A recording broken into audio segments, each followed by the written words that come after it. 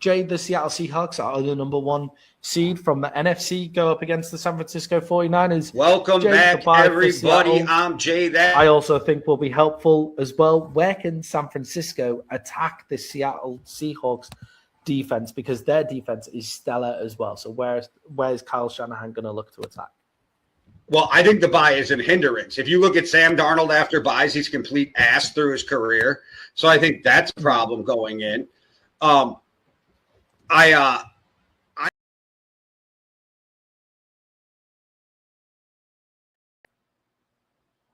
Somehow a video from our channel just played on the live stream. I'm not sure what happened. What a crazy thing. What was that? I don't know. And it didn't, like, Jay, that, the take of it was about the San Francisco 49ers and the Seattle Seahawks. And obviously, what was that? That was crazy. But welcome, everybody. Hello to the show. This is the Yankee and the Brit, and welcome and in for joining us. We're going to be talking about the championship rounds of the NFL playoffs this week. But first, we're going to be reacting to the divisional rounds, looking ahead to the NFC and AFC championship rounds, and then talking about the coaching carousel to finish off. Jay, what a week. Another great week of playoff football. We got some overtime games. We got some good controversy. We got a few surprises in terms of like some dominant teams out there as well. What did you make of the divisional round as a whole? I think the playoffs as a whole have been really good, but I do have some issues.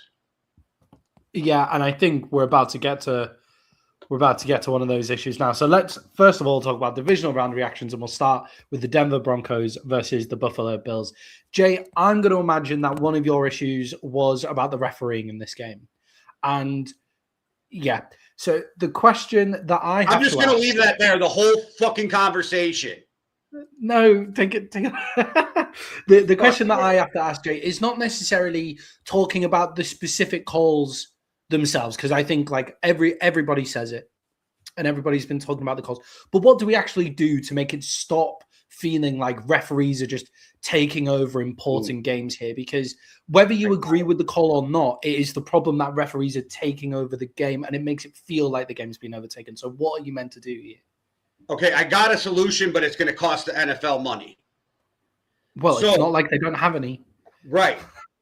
You start a farm system where people get trained to be referees, like they do at these performance centers for kids coming out of high school, going into college going into the pros.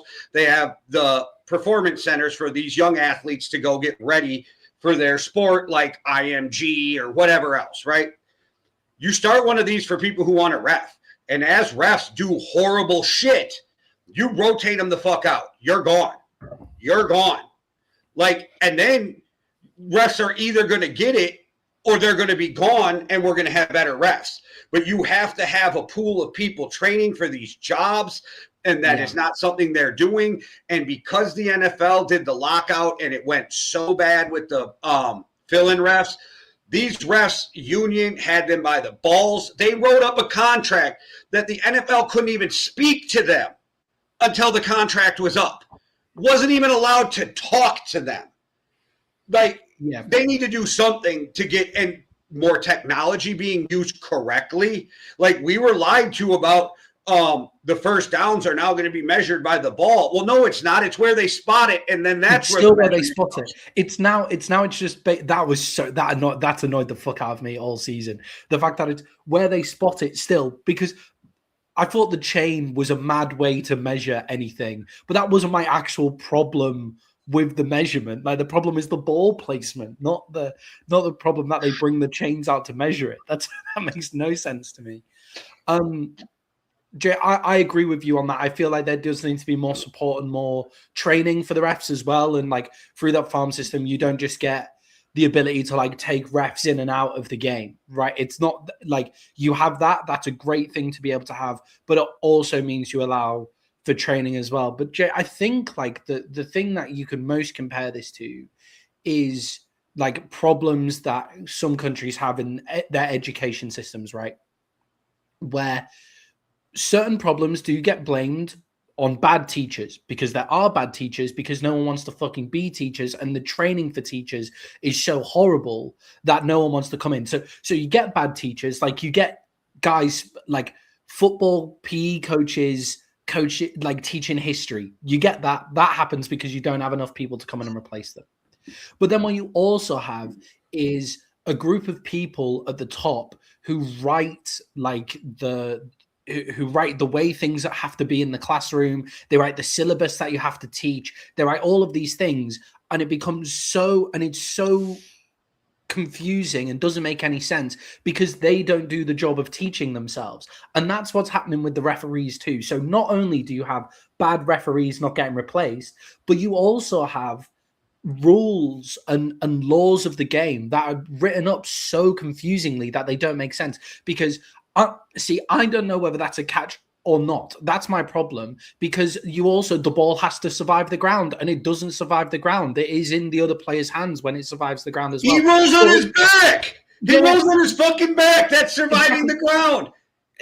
Exactly, but that's my point. Like the fact that they've written that in there, the fact that that's written in there would suggest to me that it could be a catch and not a catch, and there should be no point where we're at that point in the game where it should be a catch or not a catch. Or those two pass interference calls that get the Broncos into field goal range. It's like, okay, I could see why they're pass interference, but you've been kind of swallowing the whistle the whole game, and those kind of things as well. And it's the rules that need clarifying, as well as bad referees need to be whipped out of the game as well. I just think it's all just a mess. I truly believe that somebody had something riding on this to somewhat that Denver makes the NFC or AFC Championship game. If it's the NFL, if it's a ref, if it's something, this is one of the worst officiating games. And you didn't have to do this. The Bills were beating themselves. The Bills were going to do everything they could to lose this game. Josh Allen played like ass. You didn't have to do any of this. But yet now, this week, nobody's talking about all the other amazing games that went on. They're talking about this bullshit because the NFL just can't get it right. And how the richest league in the fucking world can't get it right is beyond me. Like, I don't understand how you can't get it fucking right. And the problem, it has to be that they're so cheap that they will squeeze a quarter till the eagle screams, because this could be fixed with technology and training. Exactly. If you can't tell, I'm pissed off. I think you're right, because I'm sick of coming on the show that we both love talking about football so much, and we have to talk about refereeing all the time. Like I hate it, and I'm at the point where I defend the referees even though they're shit, because it's now at the point where it's not their fault that they're shit. Like, because it's just so unclear. Like, the rules are so unclear, and they're 70-year-old men trying to decide these things. They shouldn't be doing it. They should have retired ages ago, but they're told constantly they're the best because there's no one to come and replace them either. So they were terrible. The league needs to really sort it out, and you just end up like in this disgusting situation that we're in again. The league made it 20 times worse too, because they didn't even have a replay. They did not review this fucking play. It did not go to any kind of review whatsoever. Not their expedited review, not a regular review. Like, they didn't even look at it. They just said, yep, that's a fucking interception. And it's like, and here's the problem. If you go across all of these sports networks, every offensive guy is saying it's a fucking completion. Every defensive guy is saying it's a fucking interception. Except for Joe Burrow. But, like, at this point, Joe, you just need to shut the fuck up and worry about what's going on in Cincinnati, because you just helped keep the worst coach in the league on your team. So I'm not sure if Joe Burrow should even be speaking at this point. And don't get me wrong, Joe Burrow's amazing, but he fucked himself. And so going into next year, I got no sympathy for whatever happens to Cincinnati, because Joe Burrow kept one of the worst coaches in the league. Yeah, but with the reffing thing, I guess that's exactly what I mean when I say the rules are just confusing as well, because you're able to debate. Like, it shouldn't really be up for debate this much. It shouldn't be this much up for debate. What I think rugby does quite well in this situation, for example, and it's totally different because there's not billions riding on it. There's not like billions of advertising money riding on it and all of that kind of stuff. But what rugby does quite well in this situation is during video replays, the stadium and everybody at home can hear the refs and cricket does the same, but you can hear like the refs and the television ref talking about it, like talking through the decision. So then at least, even if you disagree with the decision, you can kind of at least see the thought process that goes into the decision. So it's like, okay, we're not being cheated here. I can see what you're talking about. I don't necessarily agree. But you know, and you can end up in those situations. So just a bit more transparency. It's the same with the Premier League as well. They don't have this transparency. So then fans are just sat like going, well, someone needs to tell me what's happened there because I just don't understand. Like none of us know why that call was given. So we're just going to assume that it's something nefarious and wrong. But so just a bit more transparency would be helpful. But one of the issues of that is I don't actually think the refs know what they're fucking doing. So it's not going to work there either. And it's not fair to the fans. Could you imagine being a Buffalo fan right now? Like, could you imagine like all the heartbreak they've had and now you got this shit, no matter like catch or not, like the way this whole thing went down. Like, it's just horrible for those fans too. Like, I'm not even a Buffalo fan and this pissed me off. And like Sean McDermott's lost his job on these refereeing calls, but it's not on the refereeing calls. Like, well, we're going to move on. Let's move on and actually talk about the game in a sec. But like, it's not on the refereeing calls. They had 4 and a bit quarters of football to win this game, and they beat themselves entirely throughout the entire game. But Sean McDermott loses his job, and it's a bit like, if those refereeing calls don't go that way, then Sean McDermott still has his job right now. And does he? Kind of thing. Well, he has his job keep now. His job though. Well, yeah, but does he keep it? Because the owner came out and said the reason he's gone is because he wanted to air their grievances in public last week. Yeah. Because he came out through being under the bus for drafting Pullman, and then he wanted to blame it all on that in the media. And the owner's like, you guys are supposed to be working together. We're not going to have somebody on this team who's trying to like rip it in half, right? And play the blame game. So you're gone. And then Brandon Beane gets promoted to president. I think some Machiavellian shit has been going on behind the scenes with Brandon Beane there. Like, well, they're always closer to the GM. They're in the box with the GM during the game. Exactly. Like they're always. But I get that you can't have your head coach out there throwing your fucking GM under the bus in a fucking press conference. Yeah, definitely. I agree. I agree with that. But you know, where's that source coming from? And it's like the GM like putting it in his ear, and the GM makes me think McDermott wanted out. Huh?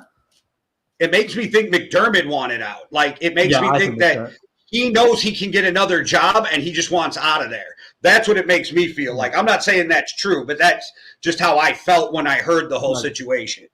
McDermott has seen the Steelers job still available, the Ravens job still available, the Browns job still available, the Cardinals job still available, and gone, well, I could just coach at any of these and not have to deal with this shit like anymore. Like, isn't it? Like that's how it does kind of semi feel to me. Like he hasn't stepped down, but he was doing his best to get himself fired. Is what it semi sounds like to me. And I don't want to get into left field. I'm just going to throw this out there. Put it in the comments if you're watching. Tell me what you think. But my personal opinion is I don't know how the Browns job is still open. Jim Schwartz should have been hired for that job already. He did a decent job. Well, not decent, but he was okay when he was in Detroit. Just didn't have a lot to work with because Matt Millen sucked as a GM, and they drafted 3 first-round receivers in a row, which was wild. But he was all right there, and his defenses have always been good. He's got this defense great. I think the Browns job still being open is ridiculous, but we don't even have to go into that. We'll get into it at the end of the show. We're going to talk coaching carousel at the end of the show. So I probably should have read the rundown. No, that's okay. Jay, let's talk about the actual game itself. The Denver Broncos went up against the Buffalo Bills. Jay, did Josh Allen choke this game? Was this a choke game for Josh Allen? Is this one of these games that harms his legacy? I've seen people say he's like the Phillip Rivers of this era of quarterbacks and those kind of things. Like, what do you think that this was a choke game for Josh Allen? I think he played a bad game. That doesn't mean I think it's like one of those legacy hurting games. And are we really going to say it hurt the best player on the planet's legacy right now? Like, is there even an argument that Josh Allen is the best player in the NFL? Like, I don't know. I can't think of a quarterback I'd rather start my team with right now than Josh Allen. So at the most important position, I think he did a lot of great shit with an underwhelming roster. So but I get people are crushing him and dragging him because it's the same old from the Bills. We also got to remember, if you're including Aaron Rodgers, there's only 4 starting NFL quarterbacks who have won a Super Bowl. That's it. People seem to forget that out of all the starting NFL quarterbacks in the league, and that's counting Rodgers, there's only 4 of them who have won a Super Bowl, right? Matt Stafford's still in it, Jalen Hurts, and who the fuck am I forgetting? Oh, Patrick Mahomes. Yeah. Like, we're talking about some of the greatest quarterbacks ever and Jalen Hurts. I think yes. I think the idea of like I don't hate Hurts. He's just not on that level. He's not the same level. Yeah. I get it. With Josh Allen, I think saying that game is a choke is the wrong way to put it. It's something that we've been saying all season. If you ask the guy to be Superman again and again and again and again, there's going to be one time that he can't do it for you. And it showed in the types of turnovers that he had. So he had 4 turnovers. So the Bills turned the ball over 5 times. So complain about the fucking refs. You turned the ball over 5 times. Just by the way, 4 of those are Josh Allen. So there's that fumble where he's like running around with it, trying to do too much before the end of the half, and then it looks like he tries to lateral it somewhere. Like he's tried to lateral it, but I think that's what people are saying. But I think it just got knocked out of his hands. I agree with you. Yeah, but he's trying to do something. He's trying to create something at the end of the half, and it's like, well, you're kind of putting him in that situation because no one else is doing anything. His 2 interceptions are down the field throws. One of them is like, does he get caught? He gets caught for that interception. That's a refereeing call interception, so that's not really fair. And then the other interception that he throws is down the field, down deep, trying to do too much again. And then the other fumble is again scrambling around in the pocket and stuff like that. And it's like, yeah, if you're asking the guy to be Superman again and again and again, something's going to happen. Like, he's going to have these bad games. And we called it all season. We were saying, you can't keep asking Josh Allen to do this. Like, it's not like he's put away his turnover stuff, but you keep on asking him to play this ball. It's eventually not going to go right. And that's what happened with Josh Allen for me. I thought it was a case of a guy trying to put an entire team on his back against a great defense as well. So I think a choke is possibly unfair. That being said, he didn't play particularly well, but like, I think a choke is harsh. Jay, how impressive was the Broncos' ability to win this game with the Bills actually stifling the run game? I've been saying that the Bills have been terrible against the run all year, which they have, but they held the Broncos to 70 yards in this game as well. So how impressive was it that the Broncos managed to come out with a win in this game despite their run game just being completely halted? On a scale of 1 to 10, it's 0 impressive. Okay, go on. Elaborate on that one. Well, you already mentioned all the turnovers in this game, and I actually wrote down here, is Denver overhyped? ? Is their defense really that good? ? Because it's not. The Bills just proved it's not as good as everybody thinks it is. The Bills just proved that you can move the ball. Cook was fucking running on this defense at times. I don't think the defense is as good as people think. I think they actually proved it in this game. And I'm sure we'll get to it, but with what's going on with Bo Nix, if the Patriots don't make the Super Bowl, they should just quit the NFL. Yeah, I think with the Broncos defense, I think elements of the Broncos defense are overhyped. So I think this idea that they have this crazy defensive line, their defensive line isn't as good as the Browns, the Texans, the Seahawks, the Rams. Probably their defensive line is a bit better. Like, Nick Bonito is good, but they could probably do with some star power on the other side. Their DBs are good. Their DBs are pretty locked down. Although Zach Moss gives away a lot of penalties for the Denver Broncos secondary as well. So I think and Hufanga's been great for them since he came in as well. So I think I agree. I don't think it's holistically like the best defense that they could put together. That is put together currently in the NFL. However, they did get 5 turnovers on the Josh Allen team, so they have to be given some credit. Although I do think at least like the 2 fumbles from Josh Allen and actually his interception, both of his interceptions were like, one of the interceptions was just completely underthrown ball, and the other one was questionable whether it was an interception or not. That hit on James Cook to make the fumble is a pretty great hit and a great tackle. But I agree. I don't think they're as incredibly amazing on the defensive side of the ball. I also don't think they were amazing. They're still really good. Yeah, they're still very, very good. I just want to say the defense is still really good, but I think it was overhyped from what it was being talked about. They're not the Texans, they're not the Browns, they're not the Seahawks, like in this one. But in this game, I did think it was quite impressive. Like, I think Bo Nix was like stepped up in the big moments, like we've seen Bo Nix do throughout the season. Like, it's not incredible across the whole game, but in the big moments, Bo Nix steps up. And Jay, what do you make of that? Like, this is, as we said, we'll talk about it more when we preview the next game about what this means for the Denver Broncos. But Bo Nix is out with an ankle injury. That's the end of his sophomore season. What do we make of Bo Nix's sophomore season? What do we make of Bo Nix, the quarterback? B+. Yeah. And I think that's fine, right? Like, people talk about him like he's terrible. Sophomore quarterback, I would say definitely B to B+, right? Yeah, he did really well. He did what you asked of him. I think we saw that moving forward, we're probably going to see better out of him, but we still don't know if he's going to be great. We just know he's going to be good. But we already know that, and he's proved that to us in 2 years. So I think he's a solid B+ this season.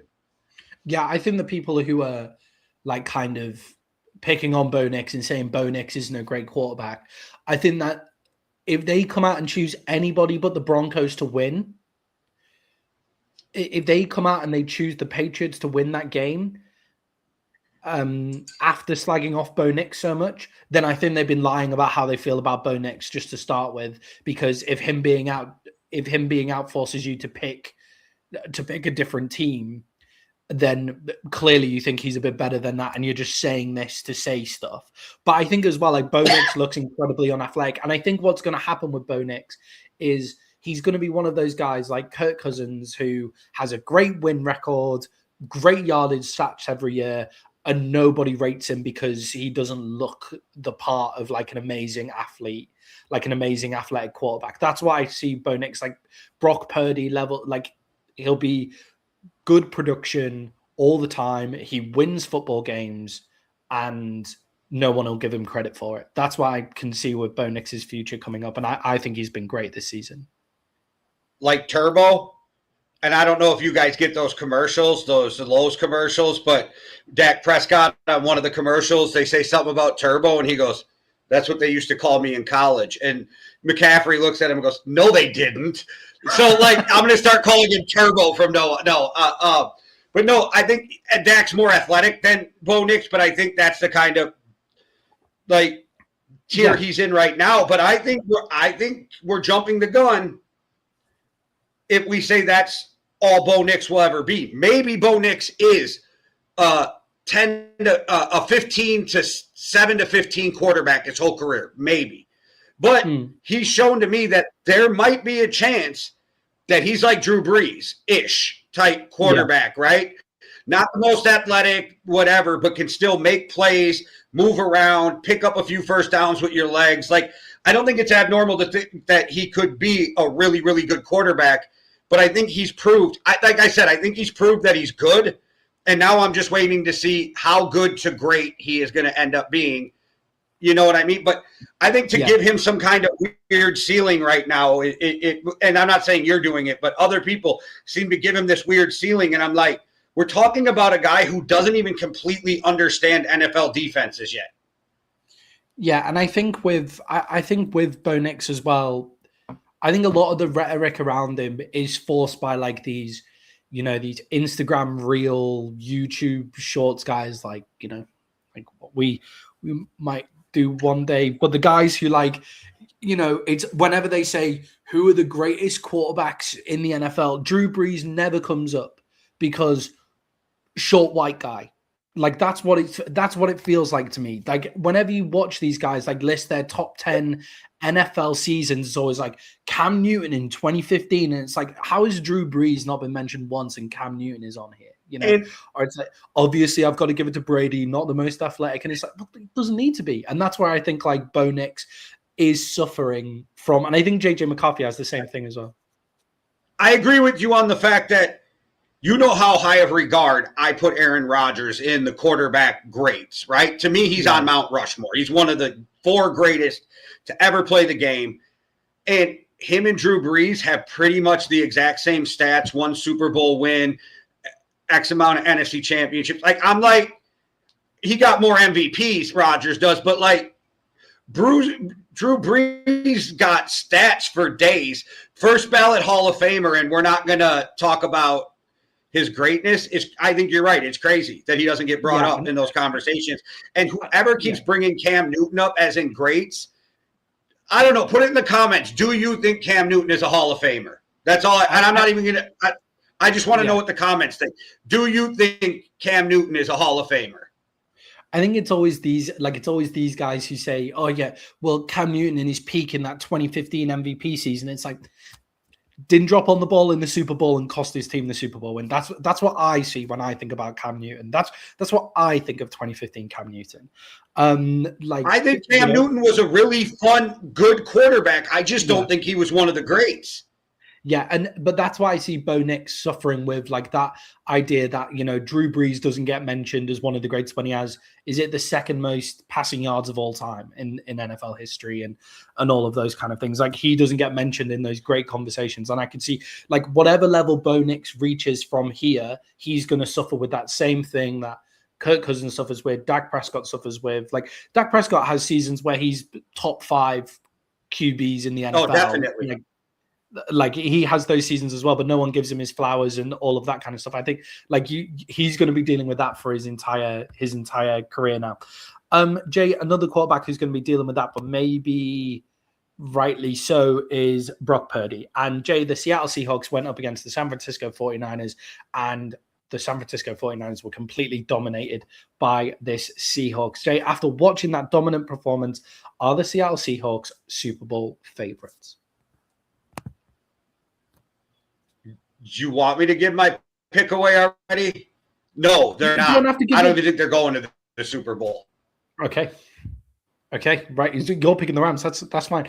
That question comes from, I was watching First Things First, and they were talking about, is the NFC Championship game the true Super Bowl? Like, is it the true Super Bowl? And it's like, no, because the Super Bowl is the Super Bowl and those kind of things. Yeah, I think that Seattle Seahawks performance was excellent. I thought they came out and showed that they were one of the most well-rounded teams in the NFL. The defensive side of the ball was great. The offense kind of just didn't have to do much. Like there wasn't really anything for the offense to do because they just the 49ers completely fell apart. But whether they're the favorites, they can't play from behind. Yeah, I think they're possibly my favorite, but they can't play from behind. No. The 49ers can't play from behind. They can't do it. Yeah. Like, they're not equipped. Like, when you're relying on Christian McCaffrey to win you a game, you can't rely on your running back to bring you back from 14 down. Like, you know what I mean? You're not equipped. So as soon as they got down by double digits, I was like, oh, this is about to snowball because this isn't the type of team that can come back. Like, Seattle would have been a better team to try to come back than the 49ers. You know what I mean? Seattle set up more to make a comeback play in like the second half of a game than the 49ers are. I think Seattle's really good. I just don't think they're going to win this weekend. Would I be shocked if they win this weekend? Absolutely not. But for Nick Wright to say that it's the NFC, well, I guess I'm assuming it's Nick Wright because it's first things first. It wasn't. First, it was the other guy, Danny something. Okay. Like, Canal. Yes. Is it Danny Canal? Is that who's on? I don't even know who's on First Things First because I don't watch anything on Fox Sports or ESPN. But I liked Danny Canales when he was with Ryan Russillo on ESPN when they had a radio show. I really liked him. But I don't think it is, because I really think the Patriots have a real shot at winning the Super Bowl. I think if Bo Nix didn't get injured, Denver had a real shot at winning the Super Bowl. So I think it's really wild for people to say that this is the Super Bowl. Like, I think any of these, well, minus Bo Nix injury now, because I don't think they can win without Bo Nix, but I think 3 of these 4 teams can win the Super Bowl. Yeah, I think we're in one of the most wide open playoffs of all time still. Like, this has felt like one of the most wide open playoffs of all time. Anybody's been able to win for like long periods since the start of these playoffs. Maybe apart from like apart from the Panthers, really, and they still played the Rams really close as well. So it's felt really open this playoff. So yeah, I agree. But with the 49ers not being able to come from behind, I agree. The 49ers just can't play from behind. And we speak about Kyle Shanahan being an amazing coach a lot, and very rightly so. But Jay, he's 1-39 when trailing by 7 points or more in the fourth quarter. Now, most teams, when you're trailing by 7 points or more going into the fourth quarter, don't have like winning records, but being 1-39 is the worst out of all coaches in terms of percentage when trailing by more than 7 in the NFL. Like that, he has the worst record in those fourth quarters, and it's because his teams aren't set up to do that. They're set up to run the ball, don't go deep, and you just can't do what he wants them to do once he's one of the best coaches on script. But it looks to me like he isn't changing in game as much as he could be. As much as he could be, he's still one of the greatest coaches in the NFL. But there's certain weaknesses there that keep on coming up with the San Francisco 49ers under Kyle Shanahan, in the fact that they can't play from behind. I would ask you, what quarterback has he ever had that you trust to come back down in the fourth quarter? And that is part of them not getting the right quarterback. So, yes, they have to be blamed for that.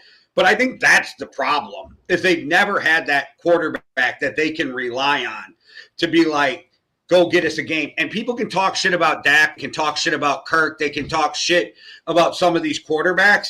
But how many times have we watched Dak do it? How many times have we watched Kirk do it? How many times have we watched quarterbacks who aren't top 5 quarterbacks do it?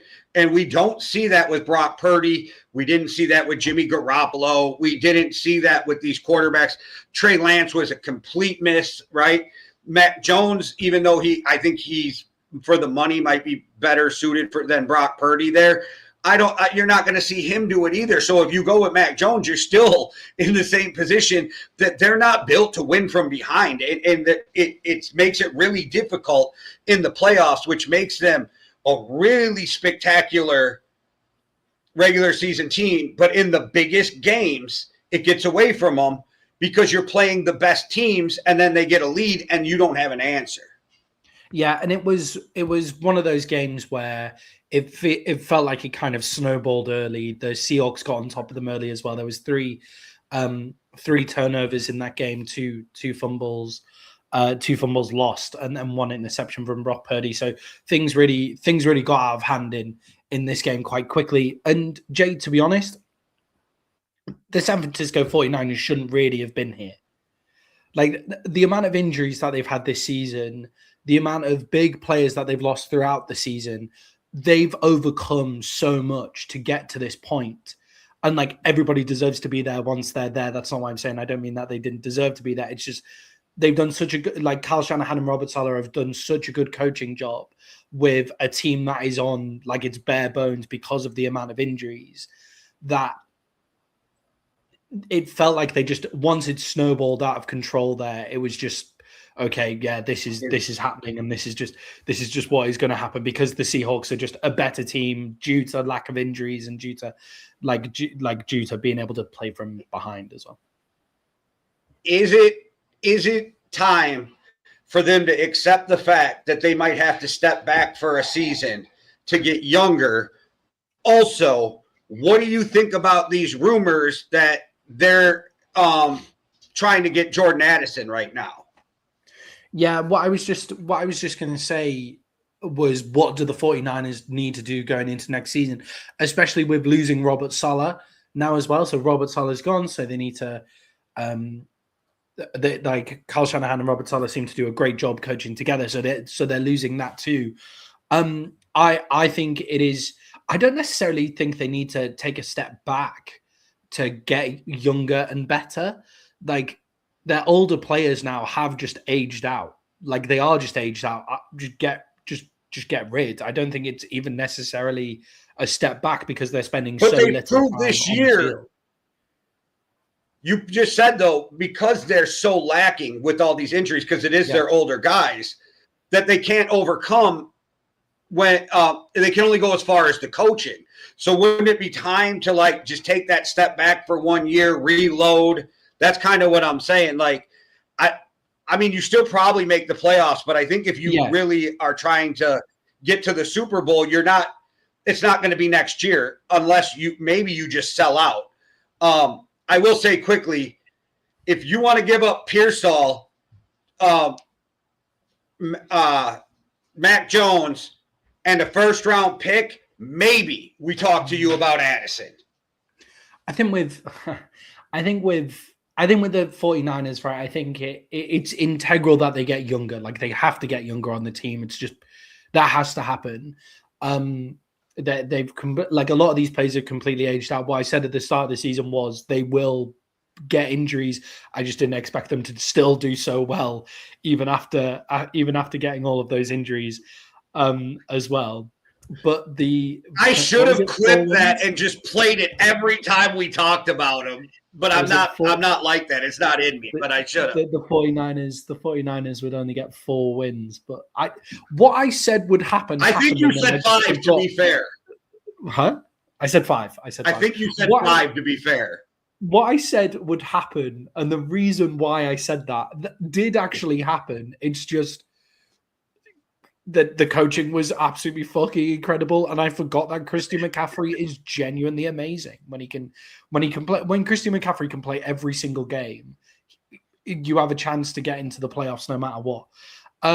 So with the 49ers, then I think Ayuk has played his last game as a 49er. That's been said. So, the Vikings get in on Ayuk as well. So you give away Jordan Addison, you get Ayuk in return with some draft capital.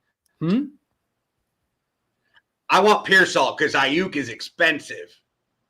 Yeah, I guess Ayuk is a bit expensive, but how cheap will Pearsall be? I mean, Pearsall has also been out injured like all season as well. From basically since I traded from him in fantasy. Since I traded from him in fantasy. He's on his rookie contract, and the Vikings also have Ty Felton, so I feel like you're bringing in a third more than a second. So, yeah, okay. But yeah, I feel like it's integral that the 49ers need to draft a left tackle to sit behind Trent Williams for 1 year so they can move off Trent Williams next year, and he'll get plenty of game time because Trent Williams won't play all of the games as well. George Kittle can't play all of the games either, but they seem to have found a good replacement in Josh Tungus there. Their wide receiver got completely decimated. Maybe a star at wide receiver is important, but the most important thing that they need to focus on is that defensive line, because they can't get any pressure. They didn't get any pressure to Sam Darnold all game, and they need to just go out and get star defensive linemen and just put them on that team. Like, don't worry about get rid of Bosa. He's barely played for you for forever. Just put him out, see what team will pick up. We'll pick up on Nick Bosa and just put in players on that defensive end who will actually get you some pressure, because they didn't get any whatsoever. The 49ers are an interesting team. I think they would be one of the most fun teams to GM next season because it's a rebuild, but as you said, that I still think they probably will make the playoffs even throughout their rebuild. I agree. Yeah. We'll see who they get at defensive coordinator, because I think that's going to be really important. Yeah, definitely. I think massively important. for them at defensive coordinator as well.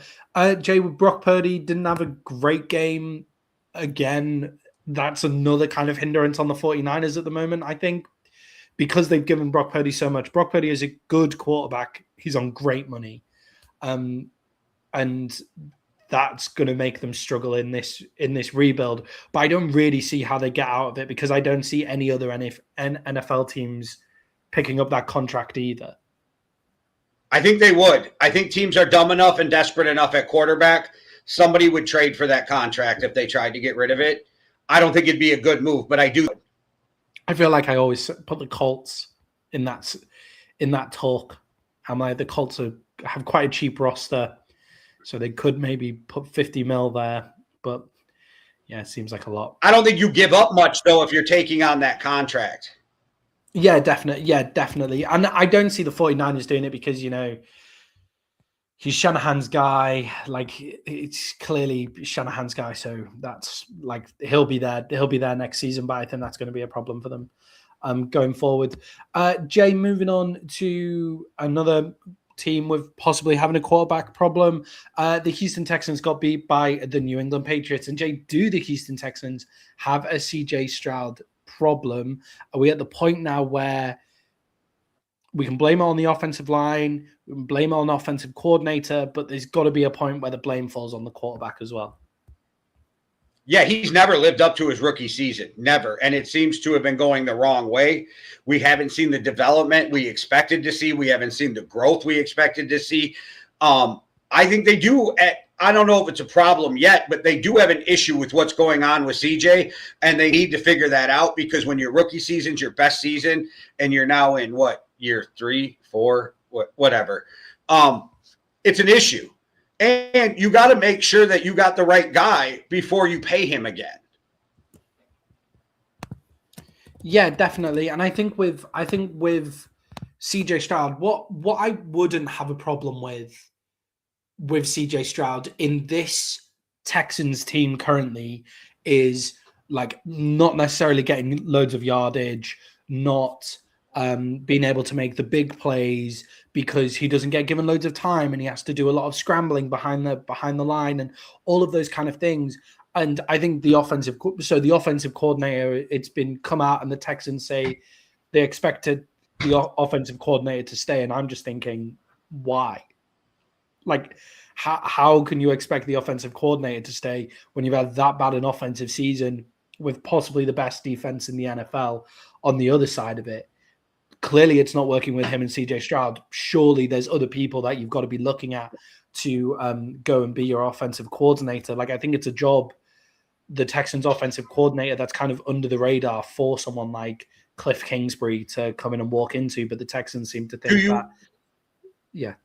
Do you want that job when he chased Bobby Slowick out of there because he wouldn't listen and Bobby was too tough of a coach for him? Like, I don't know. At what point do we say this is the CJ thing too? I don't disagree with you. I'm just playing devil's advocate in this, that with everything that's going on. I don't know if it's the offensive coordinator's fault, but I do know that we saw the best of him under a coach he didn't get along with. Yeah, and I think the whole Bobby Slowick thing, and Bobby Slowick was a PFF guy as well. Like, he worked for PFF before. He's very like analytically driven. I think he was like kind of a similar vibe to like Mike Macdonald. I don't think he didn't work very well with D'Amico Ryan either. Like, so the head coach didn't like Bobby Slowick either, and CJ Stroud didn't like him. But the Texans' offense was clearly much better when he was there. So I'm not being funny. There's a lot of times where coaching in the NFL and players in the NFL let their personal shit get in the way of their professional stuff. Like, we've worked with people who we don't like, but we understand they're good at their job. And therefore, you just get on with your job, right? Whereas in the NFL, that doesn't seem to happen. You played soccer and rugby, right? Yeah. Did you like everybody you played with? Because I played sports and I didn't like everybody I played with. You just stayed respectful to one another. You had a common goal and you just didn't fuck with each other outside of the locker room or sports. But that doesn't mean you can't work for the same thing if you don't like somebody. We watched one of the greatest teams in NFL history in the 85 Bears where Ditka and Ryan, I can't remember his first name off the top of my head, Rex Ryan's dad, they hated each other. They fist fought at halftime of a playoff game. Like this is but they still won a Super Bowl. Yeah, and I think and I think with stuff like that, it's like the Eagles clearly don't like each other, but have just won, like, were the Super Bowl champions last year. They it's very clear that they don't like each other, but they were the Super Bowl champions. And we're getting to a point with certain places where it's more about everybody liking each other. It's the same with Sean McDermott. The Texans shot themselves in the foot by getting rid of Bobby Slowick. And I find it crazy that Bobby Slowick isn't in the running for some of these offensive coordinator jobs that are out there, or these head coaching jobs. He might be just that hard to work with. Yeah, I don't know. He might just be that hard to work with, but yeah. Yeah, it's like there must be something to it. There must be a reason why Bobby Slowick isn't getting these jobs and stuff. Like the fact he doesn't have another job right away means there must be something. But the Texans were much better with him there. And I think if he went to the bloody, like, the Washington Commanders job with Dan Quinn there, the fact that Cliff Kingsbury's leaving that job, with Bobby Slowick just rocked up and said, look how good CJ Stroud was when I coached him, and look how bad he's been playing now. And he said, I can do that with Jaden Daniels too. Surely the Commanders just have to hire him on the spot. So I think the Texans having an offensive coordinator problem is a big deal. But CJ Stroud has been really poor. What was that comment? The Patriots. It was Joshua letting us know about his Pats, which I agree. They're amazing. Like I said, I think they have a real shot at winning the Super Bowl. I think there's 3 teams left that have a shot at winning the Super Bowl. But if the Pats don't win this weekend, that's a whole nother conversation we're going to have. Yeah, I think with the Patriots, we'll speak most about them in the next section of the show, because we're looking ahead to their game against Denver. But what I do want to highlight, Jay, is actually we were talking about the Denver Broncos defense being maybe slightly overrated, like in terms of it's a great defense. It's just not one of the best defenses in the NFL. Whereas it's probably still top 5, but I got sick of hearing that it was the best defense ever. So I might have been a little over the top on crushing them, but I just got sick of hearing that narrative. Well, Jay, is the Patriots defense one of the most underrated in the NFL as well? It might be. Because we can say stuff about CJ Stroud, like having a rough game. He threw 4 interceptions, but some of that is on the defense. And some of that, Jay, is on the fact that the Patriots' run defense is incredible. And I think a lot of people are being blinded, and Joshua's highlighting it here. I think a lot of people are being blinded by the fact that the Patriots have had the easiest schedule in the NFL. They've had the easiest schedule in the NFL. You only play who they put in front of you. Exactly. You play who they put in front of you. And actually, there's not huge differences across the NFL season in terms of how hard someone's schedule is. Like, it's not like college football. Yeah, and when they have Milton Williams in there, they're a totally different team. So the Texans' leading rusher, 17 yards. That was their run game, with a total amount of rushing yards across the game of 48 yards for the Texans running the ball. Once the Patriots have Milton Williams in there, they're a completely different team, and their defense is being totally slept on. Yeah, no, Williams is a fucking monster at the D tackle. Gonzalez is the best corner in the league. I don't care what anybody says. I have this argument in football groups all the time. Go watch the tape and tell me what your eyes tell you when you watch him play. He is the best corner in the NFL. They have Vrabel as their coach, who's always going to have them ready to play. When you look at the offensive side, if Drake May doesn't get the MVP, it's a robbery. I think they're going to rob this kid too. I think it is definitely. I think it's going to be Matt Stafford, but I think it's Drake May. And I also think if you look at what Josh McDaniels is doing with that team, this team is a legitimate team to win the Super Bowl. And I think they're playing very complementary football, which is very scary because they do have a really good defense, but they have a really efficient offense too. Yeah, I think they kind of, so I've seen a few people saying like, is Drake May that good? He came up against a great Texans defense and didn't look amazing. And we'll talk about that when we talk about the Patriots against the Broncos. But I think I feel like the real answer is they kind of wrapped up Drake May. I actually think the Seattle Seahawks are the most, I think the Seattle Seahawks are the most balanced team. I think the Seattle Seahawks can go out and play the most different styles of football than the Patriots. But the Patriots' way that they're playing football wins them football games. And I think it's very complimentary, and I agree with you, Jay. I agree with Joshua, and I think Maddie's just trying to be proven right about Sam Darnold, guys, but we'll just leave that for another discussion. I'll take it.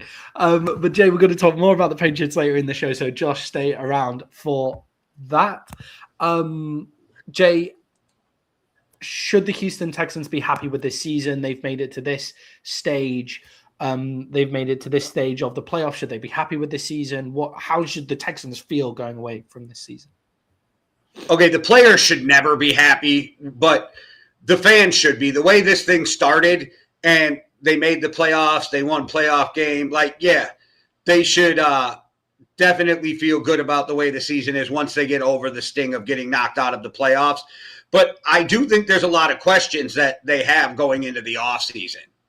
They need real self-evaluation.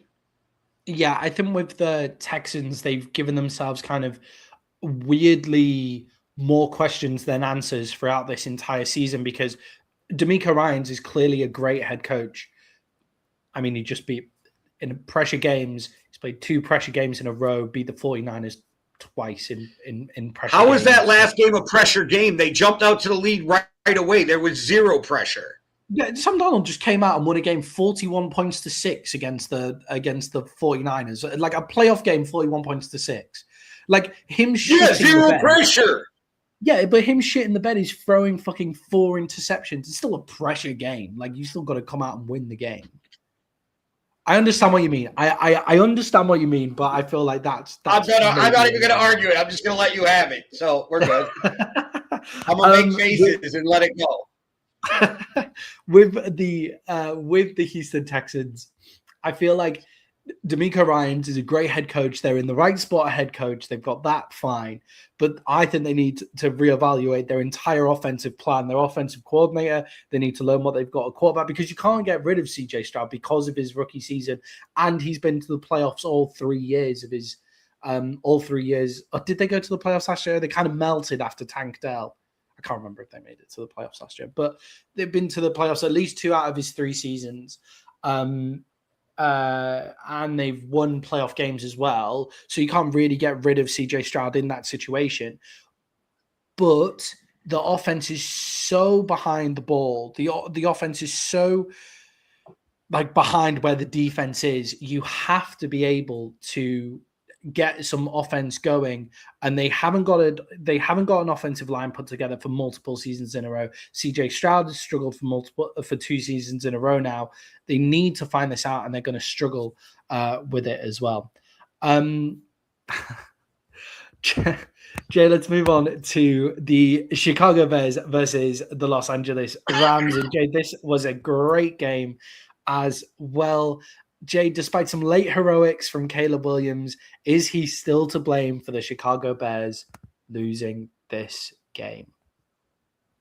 No, not at all.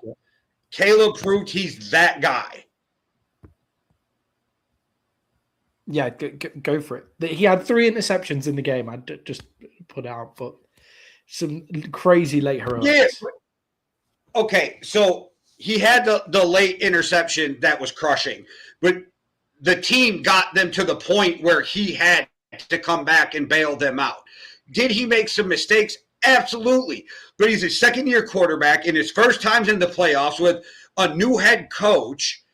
And I think the things we see from Caleb 100% prove Caleb is going to be one of those guys in the NFL. Like, he's that guy. And I don't think anybody saw them even making it this far at the beginning of the season, right? Like, I think this is a complete win for the Bears all the way around, and it doesn't feel like it because you wanted a Super Bowl. I get that. But I think Caleb proved he's that guy. I think Rome Odunze proved why they drafted him finally. I think in the last few games we've seen Rome, and that one-handed catch was out of this world spectacular. I think the Bears have just gotten better and better as the season goes on. And as a Vikings fan, I fucking hate it, but I have to give them their flowers. Like, I think they had an absolutely amazing season from what we expected, what the most of the world expected, and I think we got all these questions answered about Caleb Williams. I get he made mistakes. I'm not saying he was perfect, but like, I think Caleb is that guy. Yeah, I agree with you, Jay. I don't think that Caleb was the reason they lost the game, because he was also the reason that they still managed to be in the game as well. I think that I was just thinking as Jay was talking there, Josh, that this 2024 draft class could legitimately be one of the best quarterback draft classes of all time. Like, it's really starting to get up there with Drake May, Caleb Williams, Jaden Daniels, Bo Nix, and JJ McCarthy. Possibly see what happens with JJ McCarthy. I'm going to leave Michael Penix out of it for now. But that's still a great, like, even if JJ McCarthy doesn't do it, that 4 is still pretty crazy. That 4 have all got a playoff win already. Like the 2024 draft class, the top 4 quarterbacks in it have all already got a playoff win. That's mad, like, to be at that point. 2 of them have appeared in the conference final game already, with Jaden Daniels in the NFC Championship and Drake May about to go into the AFC Championship as well. Like, it's going to be one of the greatest draft classes of all time. And Caleb Williams, I think Caleb Williams didn't have a great game at the stuff he's kind of put away throughout this season. The things where he's improved the most throughout this season kind of crept back in a little bit, where he missed some really easy layups in the game, and he just needs to really get away from those layups as well. He needs to be able to make them. He can't make those mistakes in the layups. Yeah, exactly. So So he needs to stop making the mistakes on the layups. He needs to get his completion percentage up, but that's the easiest thing for him to correct. And him and Ben Johnson being together will continue to get better and better and better in that as well. And Caleb Williams, I thought, was amazing in that game. I remember sitting and watching it with my dad, and I think we came across like a really British and American difference. That final play of the game where he launches it up to Colston Loveland, and all the commentators, Chris Collinsworth is waxing about how great Caleb Williams is. And then my dad starts saying, why is Colston Loveland alone in the end zone? And Caleb Williams has just launched that in the air on a hope, and it's just dropped to him. And I think, like, we watched the replays and eventually went, oh shit, Caleb is actually, whilst retreating so far back, has actually picked up that Colston Loveland has the best matchup and got it there and put it in a place where only he can get it as well. And it is a bit of a hope on a prayer, but it's the best play that he could have made in that situation. It was Komet in the end zone. Komet. Yeah, no, but I'm thinking of the play, and I'm like, oh, I know what play you're talking about now. So in case anybody, we can't be perfect, but yeah, with but the fact that Caleb made that, like, extended that play for long enough for that to happen, I think that's where we're seeing it. But no, that is a legitimate question too. How are you going to leave the fucking tight end wide open in the corner of the end zone? Yeah, he got, like, it's where the ball ended up, and he got like a little bump on the DB. Watched it over and over again to see if it was just like this American enthusiasm or whether we were just being too cynical or whatever. And I think it was just, as always, Jay, it's a mixture of both. But with Caleb Williams, I think what we see with Caleb Williams is that he gives Ben Johnson's offense something that it doesn't get with Jared Goff. Now, if Ben Johnson could transport Jared Goff's completing the easy layups and reading defenses into Caleb Williams, he fucking would straight away. But Caleb Williams gives Ben Johnson that extra when the play breaks down, he can go and make a big play that he didn't get with Jared Goff. And Caleb's just going to get better. Like, you know what I mean? Like, Caleb's just going to keep growing and making better decisions. And I think for Chicago, and as much as I hate it, this was a fucking win. And Ben Johnson, we knew he was a great coordinator, starting to look like he's a great head coach. You got to prove it for more than a year, but definitely looks like it.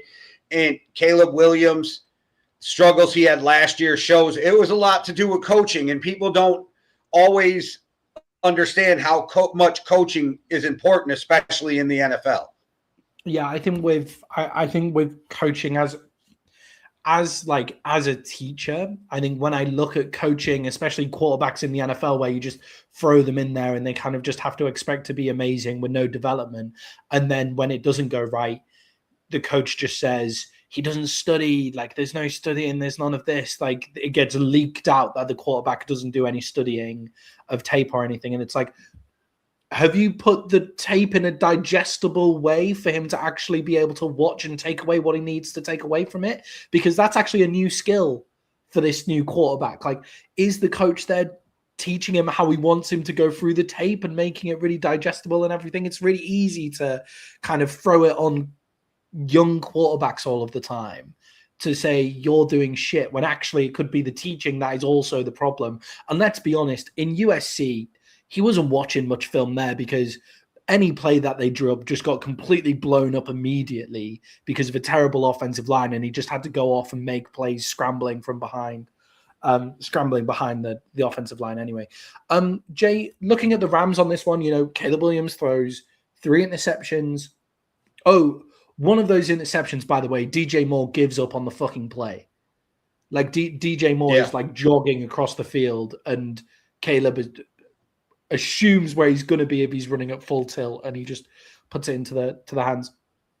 But Jay, why weren't the Rams able to take control of this game and put the Chicago Bears away? Because have we been seeing the best of Rams football? Like, yeah, the Rams are. Their roster, one of the best in the NFL. Sean McDermott, one of the best coaches in the NFL. But why couldn't they put that game away when they get 3 turnovers in the game? Caleb was struggling to make layups in the game as well. What happened there? Why couldn't they put this game away? I think on both sides, it was huge plays, right? Like huge plays kept this game close and drove the score to where it was. I think for the most part, both defenses played pretty decent, but it was these huge plays that were given up. And there was times these receivers were making spectacular catches too. Like both teams showed up to play. And I think both defenses actually, if you go back and watch it and you minus the big yardage plays, they both played really solid defense. But you had some dudes out there that were balling, right? And sometimes, I mean, like, you're never going to you can, but you're not going to shut down guys like Devontae Adams and Puka Nacua and this team with Matt Stafford completely all the time. And we're seeing the best of the Bears now, too, like I just said about Rome Odunze's one-handed catch. Yeah. The stuff we've seen from Loveland in the playoffs, Caleb. There's going to be big plays, but if you take those big plays out, they played relatively well, the defenses. I think huge plays are what kept both teams in this game. Yeah, I think they matched up together quite nicely. I feel like the matchup was like it was a pretty good and interesting matchup to watch. So the Rams need to put teams away when they have that opportunity. I think Stafford, I don't think he had the most amazing game ever. Like with the way that he was playing, either like people saying about Caleb on one side of the ball, but I don't think Stafford was incredible either. So they need to be able to put that team away when they get 3 turnovers. But the Bears were just being the Bears. They kind of did put the Bears away, and then Caleb Williams makes a ridiculous play to tie it to go into overtime and stuff like that as well. So I don't think they should be too worried. All right, and that is our reactions to divisional round football. When we come back from the break, we're going to be talking about our predictions for the NFC and AFC Championship games. So stick around for that while me and Jay take a break for a coffee. Me and Jay set up the Yankee and the Brit nearly 5 years ago. And in that time, we've gone up to about 7 shows a week. And with the help of our loyal community, we've been able to keep growing.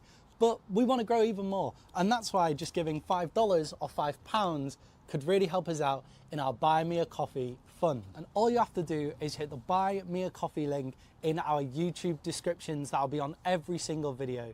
You can give £5, $5. You can give it once, you can give it every month. And what that does is it allows us to grow and even buy ourselves a coffee every once in a while.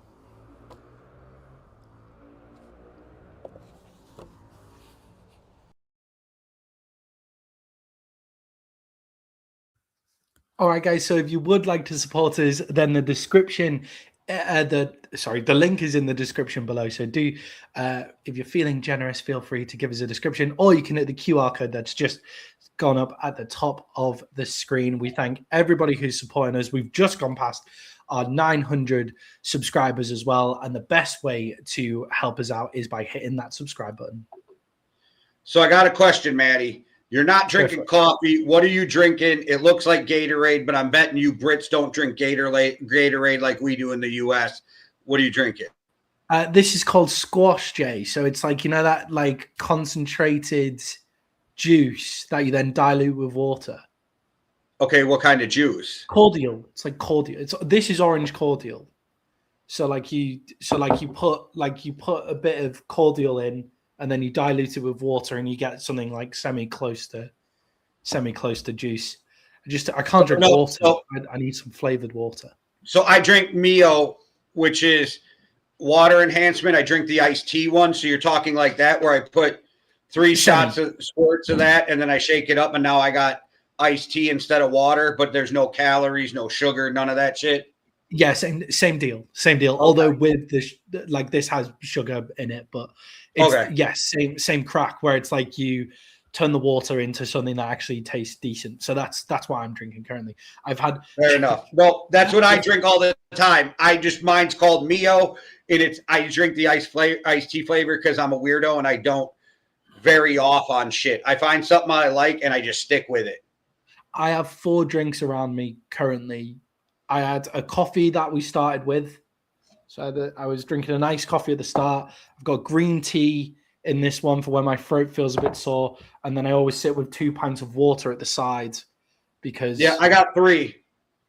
There you go. See, we're ready to go. Mio sponsor incoming. Josh, if you know someone at Mio, then you go let them know. We would love a Mio sponsor.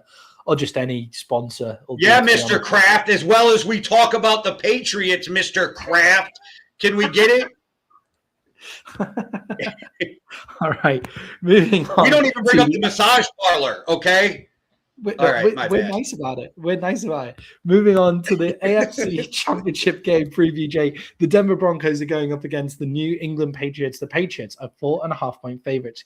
Jay, Jared Stidham is stepping in for this game because Bo Nix is down injured with a broken ankle. Can Jared Stidham do enough to overcome the Patriots defense? Are we expecting really anything out of Stiddy?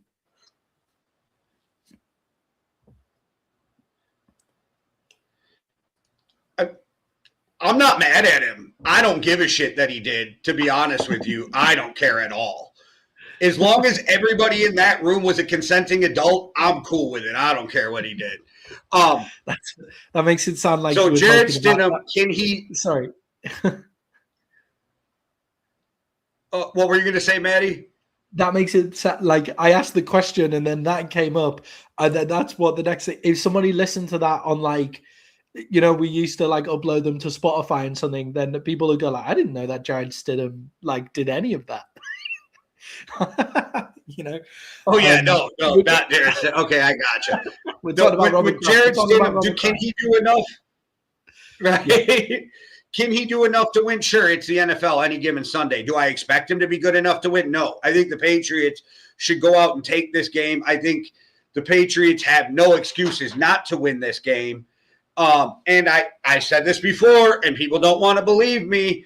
It is not Bo Nix' fault he got hurt. It was Sean Payton's fault he got hurt. Skull curse, baby. Skull curse. You did call it. You did call it. And you know those Viking gods like Loki. You know they play with you. Like it's not like the Christian God where it is. if he's fucking with you, he's just straight up just zapping you. You know, it's like the Norse gods, they play around with you. So Loki, in his playful, mysterious way, has decided to give Sean Payton the playoff win and then take it away from him, give him the most painful outcome to then take it away from him in the AFC Championship game. So that's Viking god shit over there as well. Like that Norse god feeling tough. But Jay, I agree with you on Jared Stidham. There was a point where, you know, Jared Stidham, like people were saying, oh, we like what we've got in Stiddy. Like when he was in Vegas, it was, we actually like what we've got in Jared Stidham. And then he played some football and we saw he quickly got pulled from them as well. He has about a 60% completion rate in the games that he plays. I think he's not even a high completion percentage quarterback either. So that's I think a problem coming up there. And with what we've been saying about the Patriots defense, I think that is going to make them really struggle. And they're going to have to go to the run game, the Broncos. Will they be able to get much of a run game out of this Patriots defense, the Denver Broncos? I mean, J.K. Dobbins is supposed to be back. That can't hurt. But, I mean, we've seen the change in that run defense when Milton Williams and why do I forget the other D tackle's name every time we do this? But when both of them came back, right, we saw life change in that run game and the pressure up the middle on the pass game. And we saw why Milton Williams was worth the contract that people were questioning. So I think that it makes it really hard to get that run game going. Also, the Patriots defense is really gap sound. So you're not, because Vrabel's going to make sure your gap sound. That was what he predicated his whole career on. But so you're not going to get a lot of like cutbacks to the outside where you catch the defensive player in the wrong lane. You're not going to find holes in the middle where guys aren't filling gaps. I think it's going to be a long day. And I think with Bo Nix being gone, it really hurts them because now they can stack the box where Bo Nix was there. Not only could Bo Nix move around and make things happen, but Bo Nix could also hit quick, short passes, get the receivers in open space, and they don't have to worry about that now with Stidham unless he comes out and he is a completely different quarterback than we've seen in the past. Yeah, and I think with Stidham, they're going to need that run game. Damn, you got called a red coat pansy, bro. I know. What's that? There is a laugh and a heart afterwards, so there is some love there. What's the and you get talked shit to by somebody called 1 ton tomato, it's on point, bro. I mean, I'm just impressed that you can, like, you don't realize that just having you in a text it's just not that much effort to put the YO, you know, like I'd like put the YO instead of the U. I don't really get that either, but yes, because we're British lazy. What the fuck are you talking about? What? I haven't typed out going to in years. I put gonna. I put wanna. Like we're lazy. Like we ain't trying to type out the whole word. What the fuck are you talking about? Instead of the YOU. But with the Denver Broncos, Jay, they need to eke out that run game a bit more. I'm surprised that Sean Payton doesn't have a bit more creativity in his run game. When you thought of him at the Saints with guys like Taysom Hill, there was always a bit of creativity in that run game with Alvin Kamara as well. And we just haven't seen that this season at all. They only got 70 rushing yards up against the Buffalo Bills with Bo Nix being their lead rusher as well. And this Patriots defense strangles you in the run game. So I think I think that's a key part for the Denver Broncos. They need to find a way to run the ball, and they're not really going to be able to do it up the center. So they need to get a bit creative with it as well. On the other side of the ball, Jay, how important is the matchup between those Broncos defensive backs that we spoke about at the start of the show and the New England Patriots wide receiver group? The New England Patriots wide receiver group is the wide receiver group is interesting, with Stephon Diggs really stepping up. Barefoot King Mac Hollins is doing a lot as well. How important is that? How important is that matchup there for this game? Well, then you're gonna like him. 1 ton tomato. You're gonna like Matty when you hear him blow Sam Darnold. Anyway, okay. So, wait, what was the question? I got too busy into picking on you. What was the question again? Sorry. Got a lot of love in the comments all of a sudden. Thank you so much for commenting, guys. We really appreciate it. We really appreciate when you come and chat to us. It's one of our favorite parts about doing the show when the comment section starts going off. I agree with that, Joshua. What we were talking about, Jay, was the defensive backs of the Denver Broncos going up against the New England Patriots wide receivers. How important is that matchup? Who do you think is going to come out on top? No, Denver's got a six secondary. Like, they can play with anyone. But what the Patriots have that is that neutralizer is, Stephon Diggs and their receivers are playing really good, but they're really good at tight end. They have really good tight ends, right? Like, you got Hunter and I'm blanking who's on the other side. So Joshua or somebody can let me know. But they got two tight ends that can play. They got wide receivers. Stephon Diggs has been playing better than I thought he would, and seems to have been a really good teammate there. So it seems like things are going really well with Stephon Diggs there. But their tight ends are what are going to be the neutralizer for that secondary of Denver because, yes, Austin Hooper, that's who it is. Thank you. Jack West. With Hunter and Hooper each side, like they got really solid tight ends who are veterans who know how to find openings. They know how to sit down. And the way Drake May is reading defenses for a second-year guy is fucking insane. Yeah, and I think with the Broncos, they do a lot of coverage disguise, especially with Pat Surtain. You can move Pat Surtain around. He kind of stays in one place a lot of the time, but I feel like they'll move him onto Stephon Diggs. I think Hufanga is going to be key at safety in this game. He had a great game against the Bills. I thought he was a real standout, even with that ripped interception turnover that, he catches it on his back. That was Hufanga who makes that play. And it is a great defensive play, even if it's a catch or not, like making the most out of like the situation. But Hufanga stepping up with the tight ends as well, I think will be a really big deal in this game too. So that is definitely. I thought Hollins might play, but that would be. He did return to practice. I like him a lot. They're just. Yeah, I like Hollins a lot, but with the Broncos DBs, I feel like that is a really important matchup there. And can Drake May continue to take advantage of his matchups there? And then Jay, we've already kind of spoken about this, but Drake May did not play particularly well last week, but he did. He played exactly what he needed to do last week because of the way the run game worked. It's just his stat sheet wasn't particularly great. Can the Denver Broncos put a lot of pressure on Drake May? Can they stop that run game and really make Drake May beat them and come out and play well again? That's the question. Can you stop that two-headed monster that they have going on with New England and make Drake May beat you, which we've seen enough where Drake May is good enough, but he's also a young quarterback in the playoffs trying to make a run for the first time at a Super Bowl. Like, what kind of pressure does he feel? The best friend to that young quarterback is his tight ends and his running backs, right? But they have that two-headed monster. And Ramondre Stevenson keeps reminding people. Every time we start to forget about him, right? He keeps reminding people like, hey, I'm here. I can play. So that's the big question is, can you make the Pats one-dimensional, make Drake May beat you?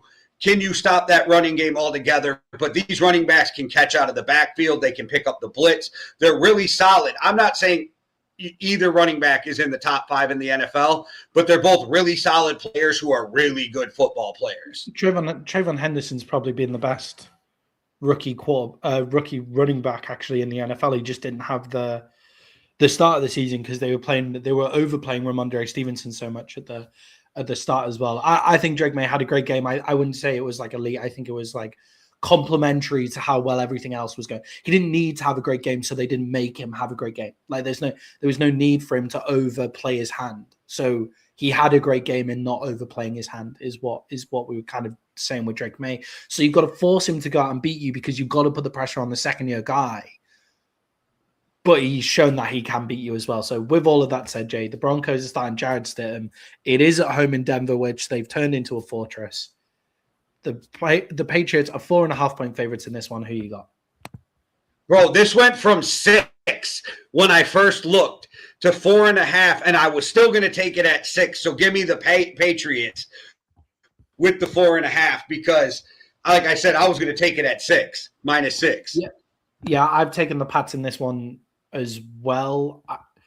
I wouldn't be surprised if the Broncos put together some crazy defensive performance, but it's with Jared Stidham on the other side, and the Patriots strangle you at defense. The most underrated defense in the NFL is the Patriots defense. So give me those guys. And then the skull curse comes out again. How does Sean Payton clear the skull curse for you, Jay? Does that ever get cleared, or is that a life curse now? 100 years like the Bambino. It's 100 years like the Babe Ruth curse to the Red Sox. 100 years, man. 100 years. 100 years it is.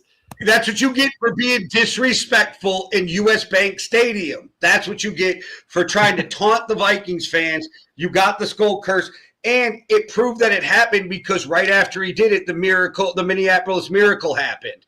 Then the next year, the phantom play where the Rams player blows up the receiver and there's no call and the Rams go to the Super Bowl and win. And then something else happened, and then he got that year where he had to take off because of the collusion shit. Like, there's been stuff just every year since. So I'm just telling you, it's the skull curse. Those Norse gods, they're tricky bastards. But the NFC Championship preview is on our horizon now, Jay, and we have the Seattle Seahawks, who are 2.5-point favorites against the Los Angeles Rams. Jay, do the Rams still have some pressure over Sam Darnold? In the 2 games that they've played so far this year, Sam Darnold has thrown 6 interceptions against this Los Angeles Rams team. Do they have a hold over him? They also made him look bad in other games when he was a Viking too. Yeah, see, this is the thing. Like, we've talked about this a million times. There is just teams that seem to have certain teams' numbers, right? Yeah.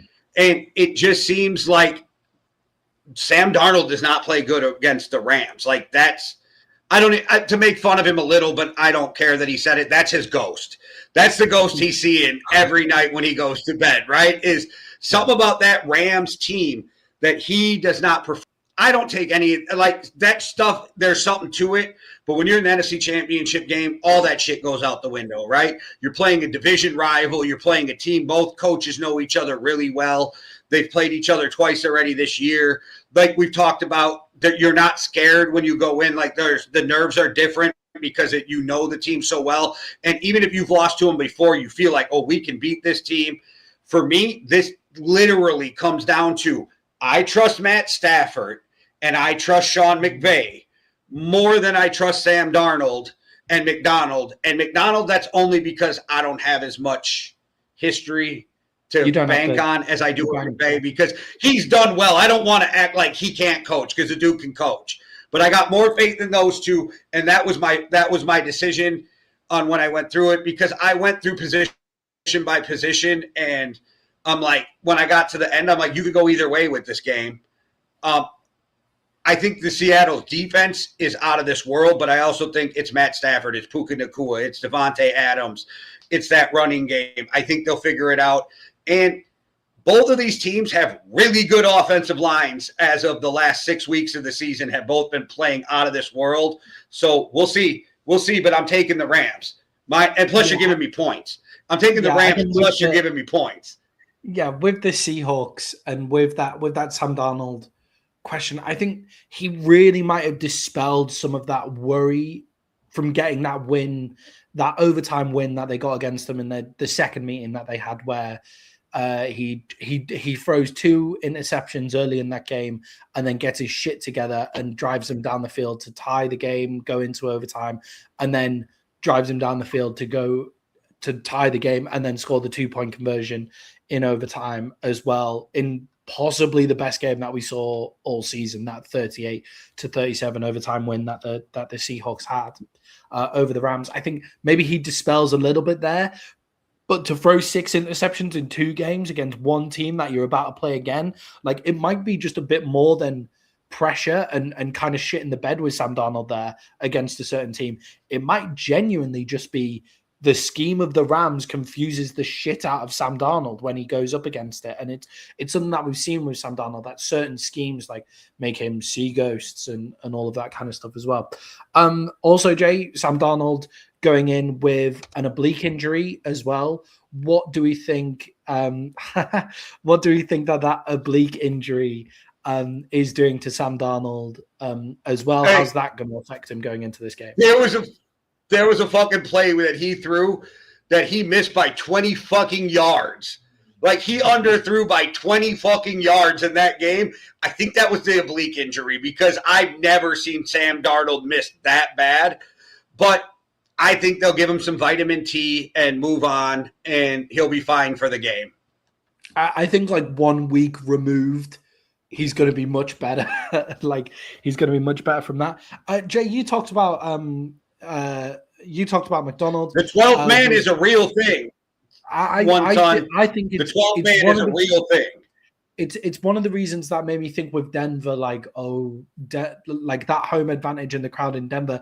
Seattle has that even more as well. The three picks and could be. But with the Seahawks, then with McDonald back there, is he one of the most underrated coaches in the NFL? Because people have been talking about Liam Cohen in his first season as an NFL coach, and very rightly so. Liam Cohen's done a great job there as well. Vrabel at the Patriots, we're talking about him like in his head coaching in the NFL as well, back doing it his first year with the Patriots head coaching. McDonald, I think, goes under the radar, and he's created a great defensive team. And Jay, Clint Kubiak is one of the highest touted names of offensive coordinators out there as well. Is this coaching staff really underrated for the Seattle Seahawks? Well, they're not going to get that, because if you don't have a guy that's considered an offensive genius, nobody's talking about you unless you're Mike Tomlin or John Harbaugh, who's been doing it for 20 years, right? So that's the thing. So, yeah, sure, he's underrated because he's never going to get the respect unless he wins a Super Bowl, because he's not considered an offensive genius. Yeah, and on the other side of the ball, Jay, they have Sean McVay, who is the offensive genius. What is he going to dial up against this Seahawks defense? Because we got fire in the comments. I know. Keep it going, guys. Keep it going. With these defensive, with the Seattle Seahawks defense, it actually looks like it should match up really well with the Rams system. So that Rams 13 personnel that they've been running, that's taken the league kind of by storm. The Seahawks should match up really well about that, because they have DBs who can play big. But the last time they played, the Rams scored 37 points against the Seahawks and went for over 400 yards. So what's Sean McVay going to dial up here? Well, that's because that 13 personnel turns into 22 personnel as soon as they swing the tight end out, because he's athletic enough to do it. Or they can go to 11 personnel off of that 13 personnel because of the Jimmies and Joes they have on that team that can match up with those X's and O's, right? We talk about the Jimmies and the Joes and the X's and the O's. Well, some reason the Rams figure out how to match their players up perfectly. I don't know why every team can't figure out how to match their players, Okay, anyway, I'll stop being a dick. They do a great job of being interchangeable. Yeah, they can weirdly turn into 13 personnel by using Puka Nacua as a tight end as well. So, like, you end up using Puka Nacua as like a massive slot receiver, and then you have a fourth tight end on the field in 13 personnel.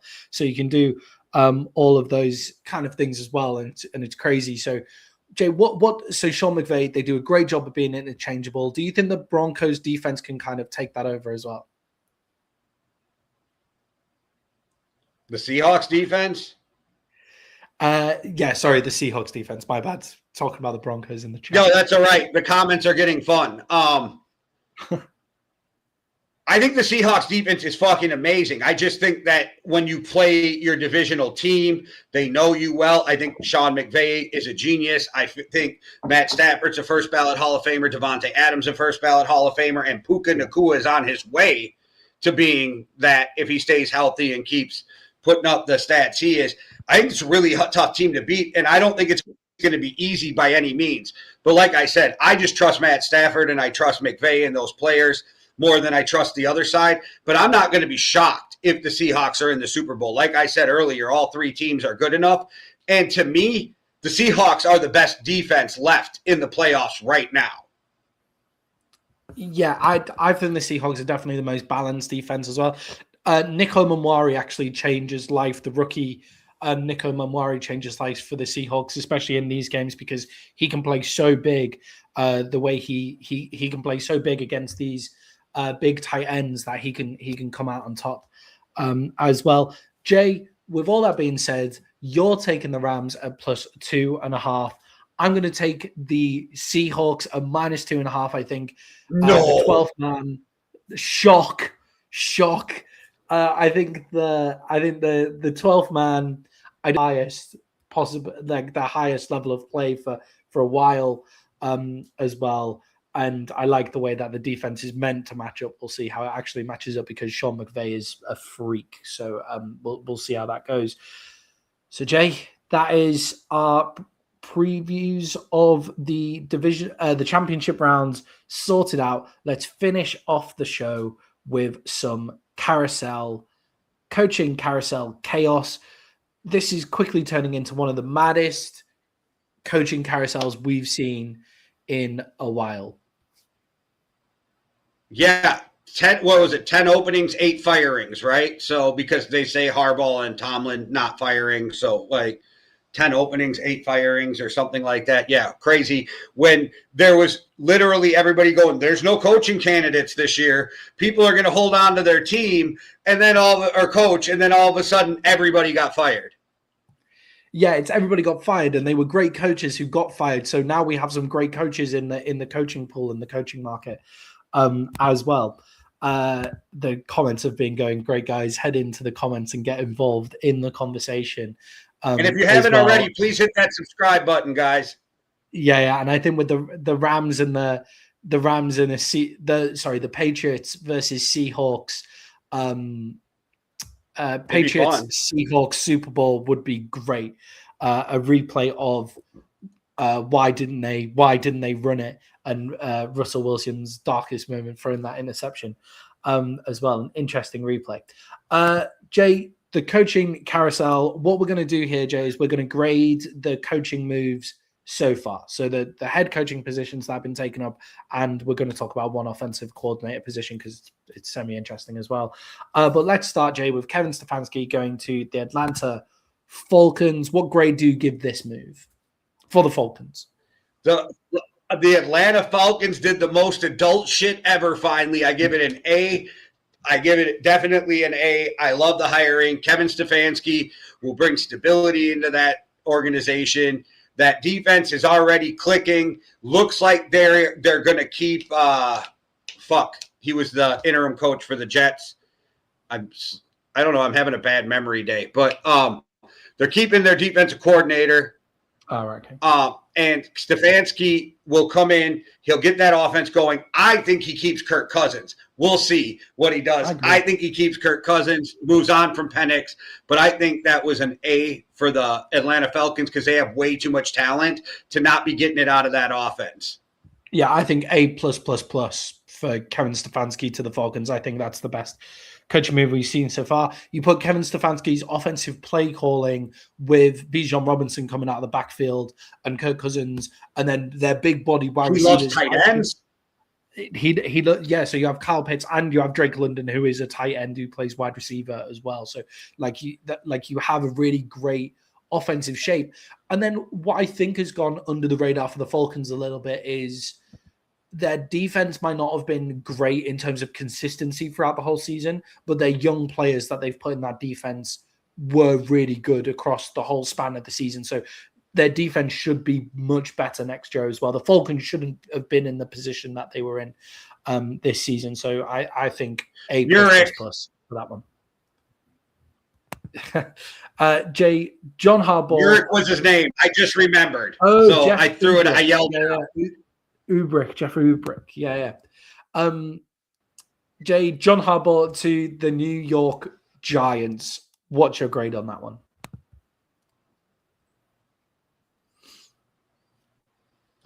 I'm not as excited about that as I am for Stefanski, but it is still because it's somebody who's going to bring the right people with him to do what needs to be done for the Giants. The Giants have a lot of exciting young players on the team mixed with that defensive line.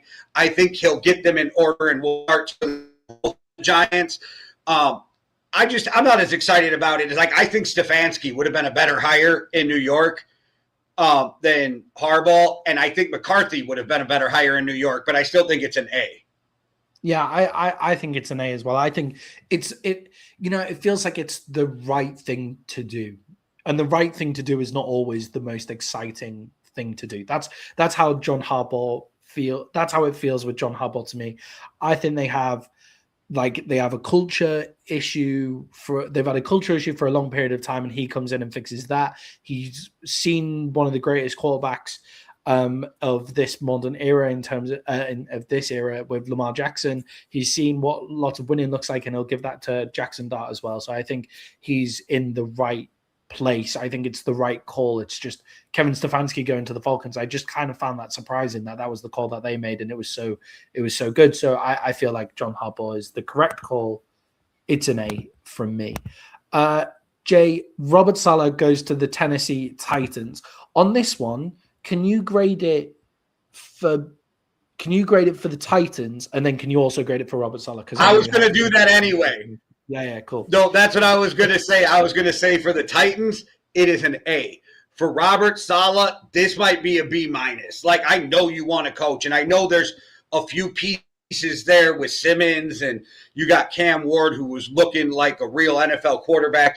But there is a lot to do there. I don't trust the owner. This is the team that fired Vrabel to hire Callahan, to fire Callahan, to I don't know. I feel like Saleh was in such demand. You either wait for the perfect job or just take another season, and you're still going to be wanted next year. Stay in the 49ers. This is your second time. If you fail here, you're not going to get a third chance. There's very few coaches. I think Mike McCarthy might get a third chance, but that's because he won at both places he was before, right? If you don't, this is the end of the road for Saleh. I just think it's a risk for Saleh to take this job, but I think for Tennessee it was like an A. Yeah, I think Josh feels the opposite way.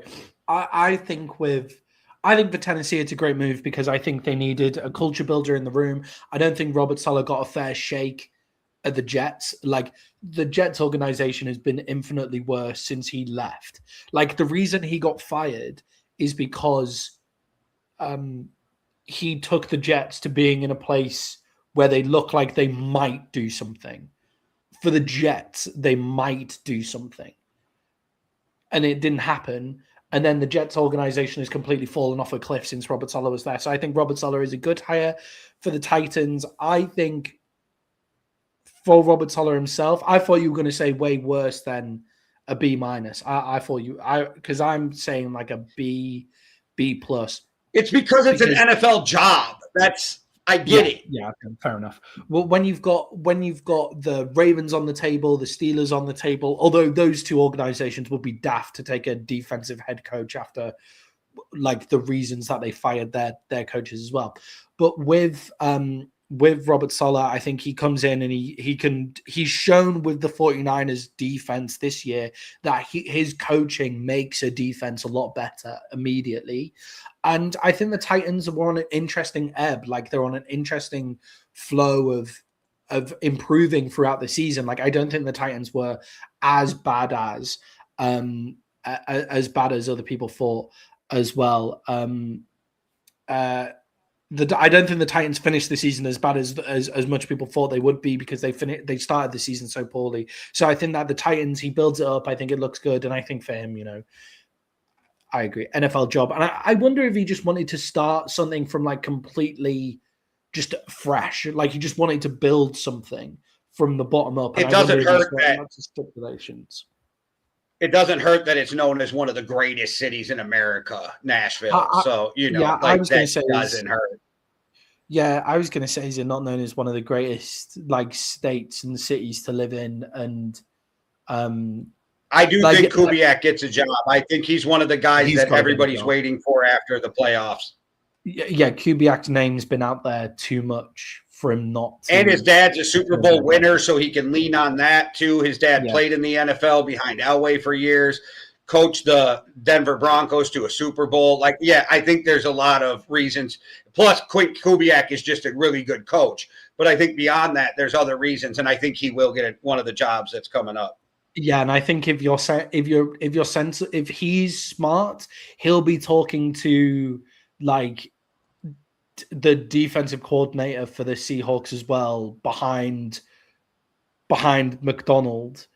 He'll be talking to that guy and saying, come with me and I'll let you call the defense as well, because then that's a system that works. He's learned from someone really good. So I think Kubiak also brings the possibility of having a really good young unknown defensive coordinator too.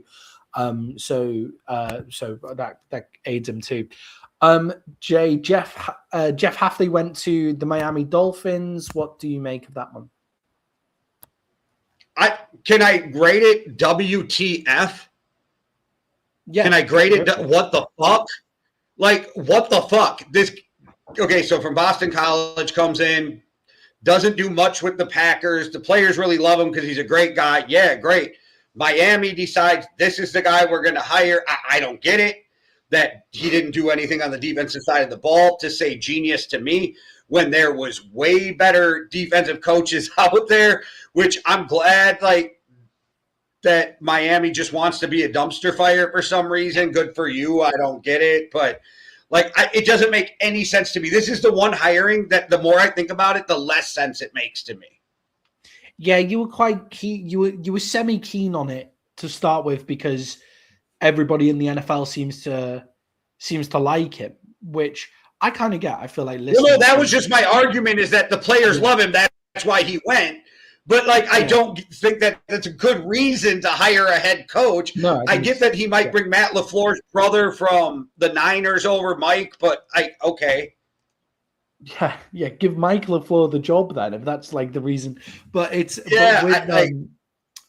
with Hafley in this situation, I think I'm going to grade it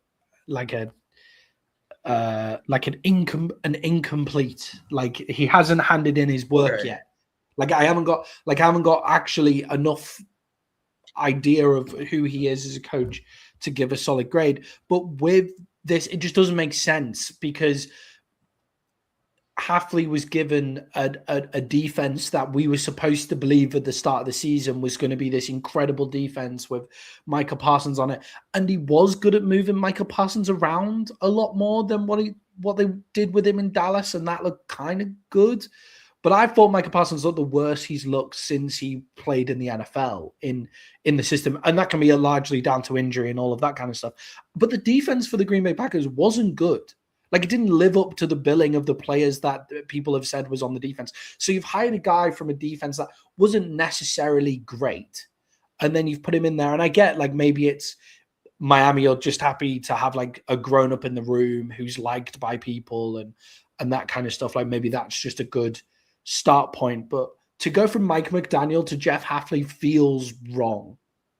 That feels like you've just gone too far the opposite way, right?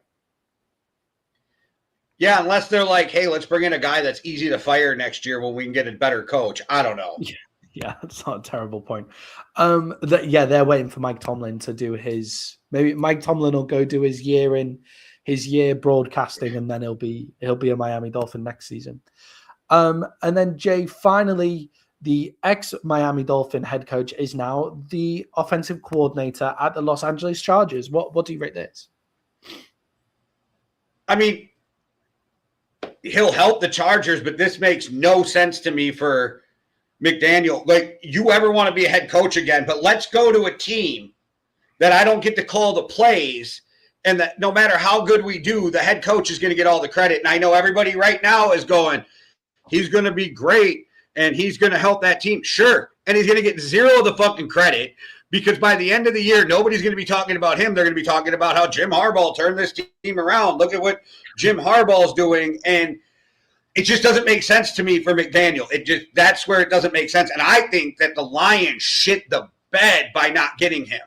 I think we know they had every opportunity and they never offered. Like, that doesn't make sense to me with Jahmyr Gibbs and all that over there. It doesn't make sense to me, but go do you. I think you'll really help the Chargers. I think that'll be great for their offense. It just doesn't make sense to me for Mike McDaniel. Yeah, not being able to get – like, there was a couple of places where I thought, how can you not get Mike McDaniel in the room to be your offensive coordinator? So you have Detroit. That's just one of the greatest fumbles ever to not get him in the building. And then you also have, like, the Commanders with Cliff Kingsbury. Is Cliff Kingsbury definitely gone from the Commanders? Because he said he was they going, parted ways. Yeah, they parted moved, ways. and then we've just heard nothing from the Commanders about hiring an offensive coordinator or Cliff Kingsbury going and taking another job. By the way, like, the fact that Cliff Kingsbury's still what's out there happening is amazing to me. Every coordinator's holding out because they've already have deals with other guys. Like, hey, if I get the Ravens job, you're going to be my coordinator. Hey, if I get the Steelers job, you're going to be my. And I think once those head coaching vacancies drop, we'll see the rest of it just fall right in line. Yeah, exactly. So McDaniel going to Detroit would have been perfect, but McDaniel going to Washington would have made loads of sense as well. Or there's plenty of openings where Mike McDaniel would have made a lot of sense and would have been pretty fucking interesting to be there straight away. Mike McDaniel, if that's a great call. Mike McDaniel, if Kubiak goes and Mike McDaniel comes into Seattle, that immediately becomes, like, interesting as well. But Mike McDaniel is at the Los Angeles Chargers. I'm not sure whether it's he doesn't get to call the plays. I don't know whether he would have taken the job if he didn't get to call the plays, I guess. I feel like what's going to happen is Jim Harbaugh's always called the plays. Yeah, what's going to happen is Jim Harbaugh is maybe focusing on the bigger game plan, but he doesn't seem to me like the kind of guy that wants to give up control. So whatever they've said to Mike McDaniel, I feel like they've lied to him, because I feel like it would be weird if he went in and he wasn't able to call it himself. And then they've just lied to the poor guy is what's going to happen. Maybe he just wanted to be back in LA. Well, his wife is from LA, so there is probably something to do with that. And the reason I guess he didn't take the Philly job is because him and Vic Fangio fucking can't stand each other from their time in Miami. So they don't want to work together. I think he'd have been electric with Saquon and what he could have done with Jalen Hurts being able to run the ball. And I think he'd have been electric there. But it just doesn't make sense to me. But if you want to live in, like, Los Angeles, I can't be mad at you, and your wife's family's from there, and you want to just take a breath and decompress from being a head coach in a just awful situation with a shit owner. Go do that. And I think he'll really help that team. It doesn't make sense to me. That's all. Yeah, I think their run game becomes completely, like, more inventive. Like Harbaugh has had, like, great, like, has run the ball very well, but it's not an inventive run game that Harbaugh runs. So I think Mike McDaniels adds a bit of inventiveness to the play calling and that kind of stuff as well. So for that move, I'm going to say it's like a B for the Chargers there, and then maybe a B- for Mike McDaniel because of his family stuff and the want to decompress and everything. Yeah, but there's some other, like, the Cowboys have just filled their coaching opening with the defensive pass game coordinator for the Eagles. So that Vic Fangio stuff, we've got a Vic Fangio disciple in the building now for the Dallas Cowboys as our defensive coordinator as well, but don't know enough about the guy to, like, actually grade the move or anything. Jay, there is still openings at the Baltimore Ravens, the Buffalo Bills, the Pittsburgh Steelers, the Arizona Cardinals, and the Cleveland Browns. It's crazy that there's still that many openings even after everything as well. Jay, who do you think are the lead candidates for these jobs? Where do you think they're going to go? Who do you think makes the most sense to go? I'm just going to tell you, if I was them, who I would take, because trying to speculate is crazy, right? So I would, if I'm Baltimore, I'm going for Clint Kubiak. I want an offensive guy to come in who understands the NFL. He's a first-time head coach, but he comes from a coaching family, so it won't be as rocky of a start. And I think you just need to get in there on the opposite. end of what you've been doing, and you need to get an offensive guy to work with Lamar. I think that's really going to keep Lamar happy. You're coming onto a contract. So I think that would be a good move. I don't know if they should. I have this weird suspicion that they're going to hire Brian Daboll in Buffalo. That's what it sounds like. They're going to go with a Josh Allen guy. I don't know. So that would be a bad hire to me, but that's what it's sounding like. If I'm Buffalo, I want a guy, again, either like Kubiak, or if you want a defensive guy, I don't even want to say his name, but there's this guy in Minnesota that would fit perfectly, I think, there, but I don't want him to go there, so we won't bring that up.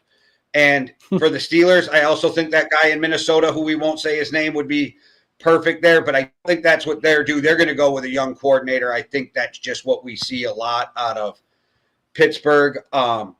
Zach Curry, that's not a bad one there. I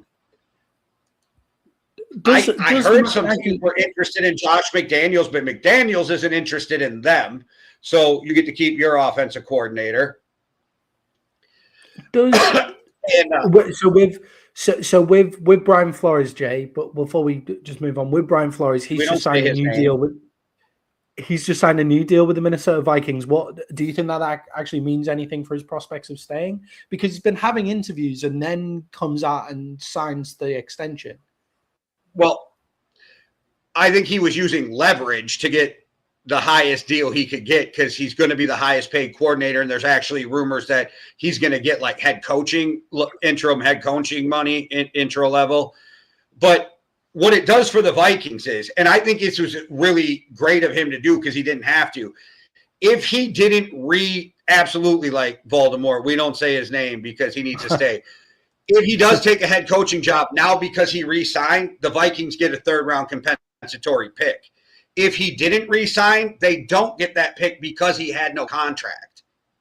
Yeah, and I think with the other thing with Brian Flores is, if you're getting that like interim head coaching money, it's less like his lawsuit with the NFL kind of loses a lot of steam if he goes and takes a head coaching job. Like if he goes and takes a head coaching job. But if you turn one down, don't you automatically lose? Don't you kind of automatically lose if you turn one down? Yeah, that's a fair point. You automatically lose if you turn one down, I suppose. Yep, I suppose. But having the job, maybe he's walking in and like stinking up interviews. Like when like someone's convinced you to apply for a job you don't really want. So you go in to like make them feel better that you've gone in and tried to get the job, and then you just stink up the interview like immediately. I don't know if you've ever done that, but I have. But you go in and you just make a terrible interview, and that's what he's been doing. Maybe Brian Flores. But Jay, I think the one that makes the most sense for Pittsburgh is Mike McCarthy. Right, Mike McCarthy is the guy who makes the most sense for Pittsburgh, like immediately. Yeah, I would love that, but that's not really their MO. So do they do it? I don't know. We'll see. I hope, because McCarthy, I think, was interviewing today for that job. So I hope that they give it to him. He's a Pittsburgh guy. I think he'd be great there. And I think he's a guy that Aaron Rodgers would actually come back and play one more year for, and then that gives you another year to figure out your quarterback situation. Yeah, definitely. I forgot about the Raiders as well. The Raiders have an opening for their head coaching position. Well, yeah, and that's where I think that they should go with Mike McCarthy. That was my landing spot. I don't think they will, but I think that's who you should go for with the Raiders is Mike McCarthy. And I'm going to say it again. When it comes to the Cleveland Browns, Jim Schwartz should be the head coach of that fucking team. What he's done with that defense, he's been a head coach before. Guys learn from their first stop and get better. Do not know why we're not hearing more about Jim Schwartz being the fucking head coach of the Cleveland Browns. Yeah, with the stuff with the Buffalo Bills, Jay, and saying about bringing in Brian Daboll, one, it's fucking mad. That is so dumb. Like, Brian Daboll was not a good head coach in New York. Like, he's technically a decent quarterback guy, but not really. Look how much better Daniel Jones is now that he's not now that he's not with Brian Daboll as well. And he went with Shane Steichen. So that Brian Daboll pick, I find. I think Bill Belichick would be a great move, but I don't. Bill Belichick and bringing Cliff Kingsbury to do the offensive coordinating on the side of the ball, right? But with the Bills, that's what makes the sacking of Sean McDermott so strange here. And it's obviously just because of infighting. The Buffalo Bills would have probably been the best coaching position in this carousel. But because John Harbaugh got hired so early, Kevin Stefanski's been hired so early, it doesn't make sense for them to kind of do the move now because you've lost the best coaching opportunity. So that just seems strange to me with the Sean McDermott hiring. But guys, we are getting into the NFC and AFC Championship previews. Next week we'll have to talk about our awards before the NFL awards. Who's our MVP, comeback player of the year, rookie of the year, defensive players, all of those kind of stuff. So stick around for that. Make sure to hit the subscribe buttons, and we'll definitely be back with you for reviews of these championship games. Jay, send us out like you always do. All right, everybody, thanks for watching. Make sure you hit that like and subscribe. If you wouldn't mind to share the content, hit the notification button because we got 7 shows going on this channel. And if you ain't got nothing to do, as soon as you tune out here, Montana and David are over live right now with Well Beyond the Arc talking about the NBA season. All right, everybody, one world, one love. Deuces. Cheerio.